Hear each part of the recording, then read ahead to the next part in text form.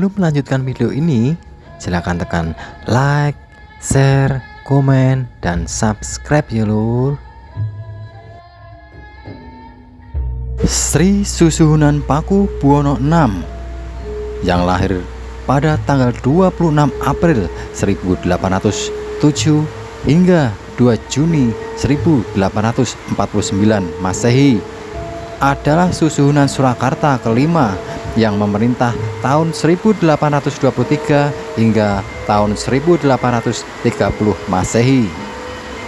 Ia dijuluki pula dengan nama Sinuwun Bangun Topo karena kegemarannya melakukan topo broto.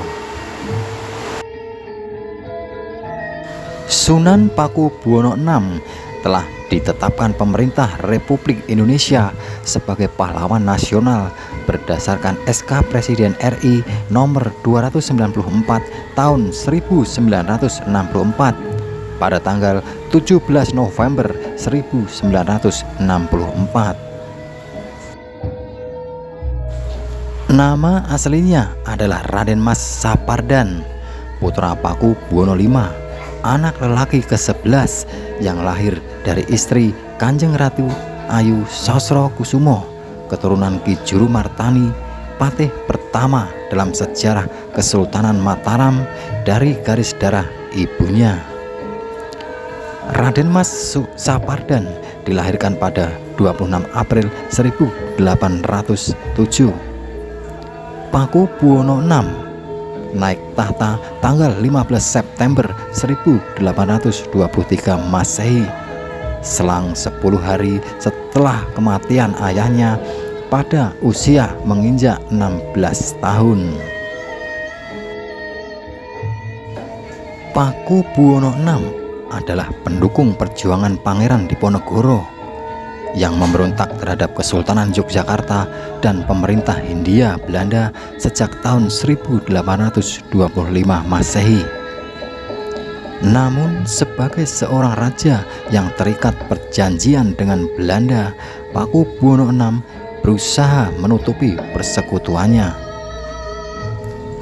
Agar pertemuan antara Pakubuwono VI dengan Pangeran Diponegoro tidak diketahui oleh Belanda, maka dibuatlah siasat-siasat yang hanya diketahui oleh mereka. Beberapa siasat-siasat yang pernah digunakan seperti siasat Mimis Kencono, sebuah siasat di mana mereka berpura-pura saling berperang agar pihak Belanda mengira mereka saling bermusuhan.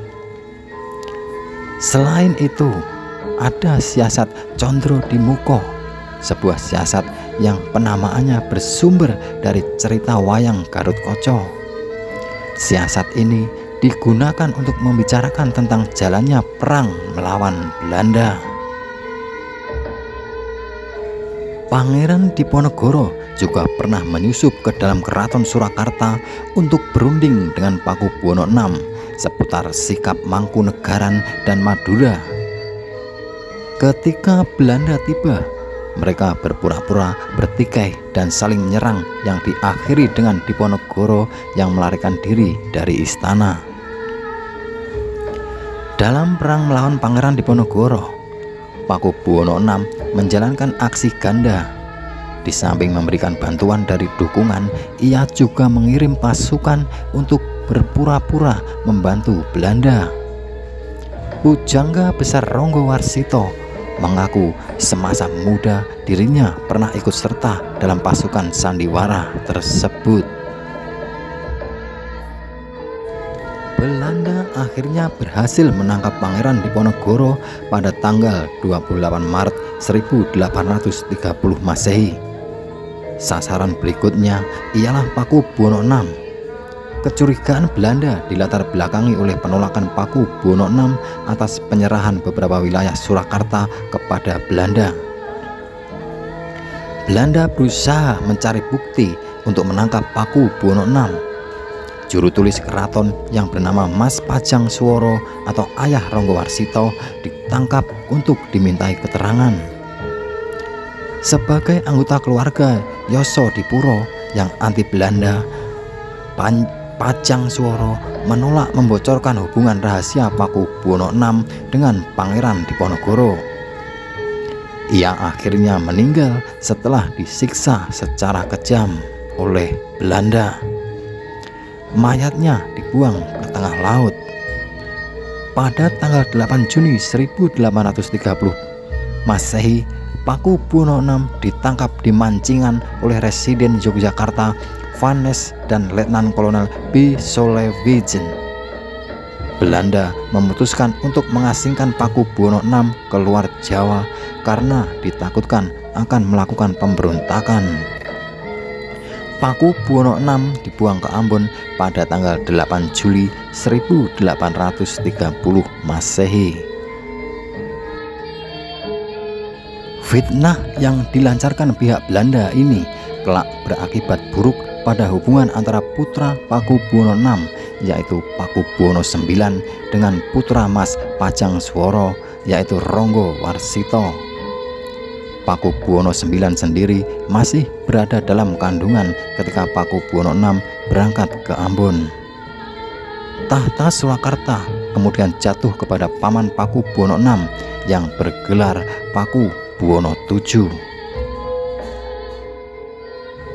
Paku Buwono VI meninggal dunia di Ambon pada tanggal 2 Juni 1849 Masehi. Menurut laporan resmi Belanda, ia meninggal karena kecelakaan saat berpesiar di laut. Pada tahun 1957 Masehi, jasad Paku Buwono VI dipindahkan dari Ambon ke Astana Imogiri, yaitu komplek pemakaman keluarga raja keturunan Mataram. Pada saat makamnya digali, ditemukan bukti bahwa tengkorak Paku Buwono VI berlubang di bagian dahi.